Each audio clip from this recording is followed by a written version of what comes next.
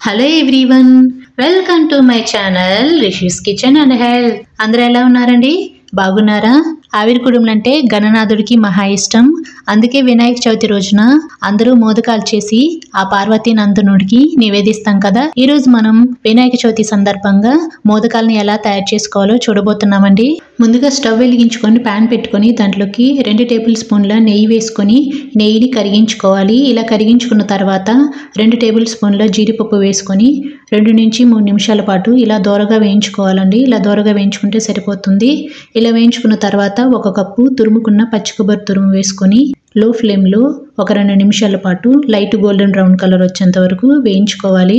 మీరు పచ్చి కొబ్బరి తురుముకు బదులుగా ఎండు కొబ్బరి తురుమైనా వేసుకోవచ్చండి. ఇప్పుడు 1/2 కప్పు పంచదార వేసుకోవాలి. 1 కప్పు కొబ్బరి తురుముకి 1/2 కప్పు పంచదార అయితే కరెక్ట్గా సరిపోతుంది. ఈ పంచదార మొత్తం ఈ కొబ్బరిలో కరిగిపోయే విధంగా కరిగించుకోవాలి. మీరు కనుక మా ఛానల్ని ఫస్ట్ టైం చూస్తున్నట్లయితే please subscribe my channel and మీ వంతు సపోర్ట్ని మన ఛానల్కి తప్పకుండా ఇవ్వండి. ఇలా ఒక 5 నిమిషాల పాటు మంచి గోల్డెన్ బ్రౌన్ కలర్ వచ్చేంత వరకు ఫ్రై చేసుకుంటే సరిపోతుందండి. ఇప్పుడు స్టవ్ ఆఫ్ చేసుకొని ఈ మిశ్రమాన్ని బాగా చల్లారనివ్వాలి. అంతలోపు మనం ఒక గిన్నెలోకి 1.5 కప్పు పొడి బియ్య పిండి తీసుకోవాలి. దీంట్లోకి రుచికి సరిపడినంత సాల్ట్ వేసుకొని ఈ బియ్య పిండిలో ఈ సాల్ట్ మొత్తం కలిసిపోయే విధంగా బాగా కలుపుకోవాలి. ఇక్కడ నేను 1.5 కప్పు బియ్య పిండికి 2 గ్లాసుల వేడి నీళ్ళు వాడాను. కొద్దిగా వేడి నీళ్ళు అనేవి బియ్య పిండిలో వేసుకుంటూ జారుడుగా కాకుండా కొంచెం థిక్ కన్సిస్టెన్సీ వచ్చేంత వరకు మనం స్పూన్ తోటి ఇలా కొద్దిగా వేడి నీళ్ళు కలుపుకుంటూ ఈ పిండిని కలుపుకోవాలి.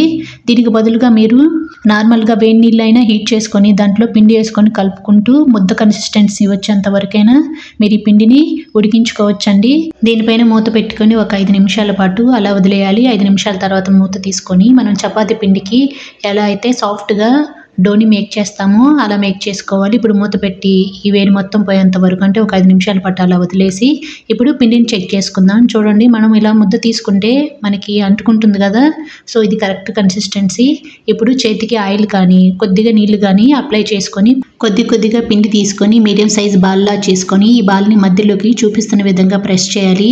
ఈ చివరి భాగాల్ని ఈక్వల్గా ప్రెస్ చేయాలండి.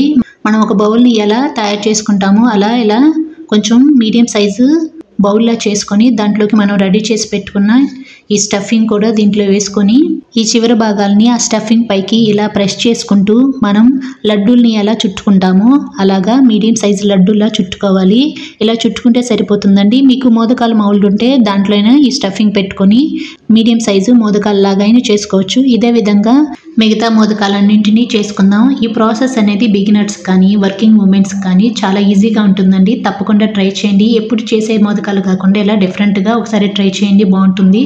నేను ఇక్కడ ఒక 1/2 కప్పు బాస్మతి రైస్ని 2 గంటల పాటు నానబెట్టుకొని దాంట్లో ఉన్న వాటర్ మొత్తం ఇలా వంపేసుకొని ఒక ప్లేట్లోకి తీసుకున్నాను. మనం రెడీ చేసి పెట్టుకున్న మోదకాలని ఈ బాస్మతి రైస్లోకి ఇలా డిప్ చేసుకోవాలండి. ఇలా బాస్మతి రైస్లో డిప్ చేసుకున్న మోదకాలన్నింటినీ ఒక ప్లేట్లోకి తీసుకొని పక్కన పెట్టుకుందాం.